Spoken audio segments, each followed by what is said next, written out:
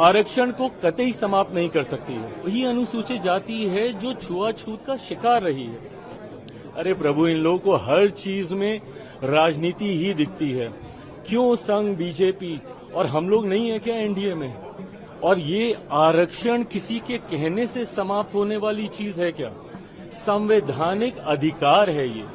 आरक्षण किसी को दी हुई खैरात नहीं है, ये संवैधानिक अधिकार है और दुनिया की कोई ताकत आरक्षण को कतई समाप्त नहीं कर सकती है।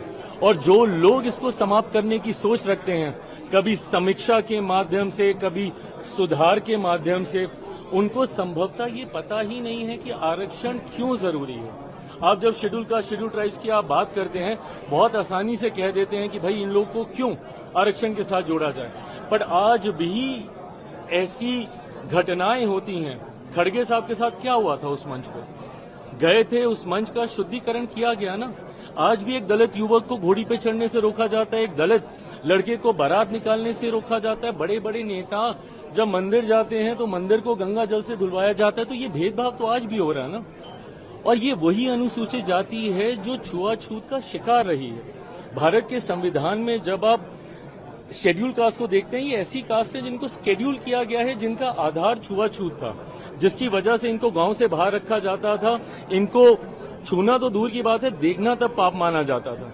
ऐसे में मुख्य धारा के साथ जोड़ने के लिए, और क्या हम लोग उस लक्ष्य को पूरा कर पाए? नहीं कर पाए ना। आज भी ये भेदभाव होता है। तभी जब मैं क्रीमी लेयर का भी मैं विरोध करता हूं, मैं इसीलिए करता हूं कि आज कम से कम हम लोग एकजुट हैं तो अपनी बात रख पा रहे हैं। बट जैसे ही इसमें सब क्लासिफिकेशन होने लग जाएगा, जैसे ही इसमें क्रीमी लेयर की बात हम लोग करने लग जाएंगे, तो ताकत हम लोग की घटने लग जाएगी। और जैसे ही ताकत घटेगी तो धीरे धीरे करके संभवतः ऐसी सोच वाले लोग जो आरक्षण को समाप्त करना चाहते हैं, उनको ज्यादा बल मिलेगा। आज की तारीख में शेड्यूल कास्ट हो, शेड्यूल ट्राइब, अब शेड्यूल ट्राइब में यही सारी जातियां हैं जिनकी वेशभूषा अलग रही, जिनका रहन सहन बोलचाल, ऐसे ट्राइब्स को शेड्यूल किया गया।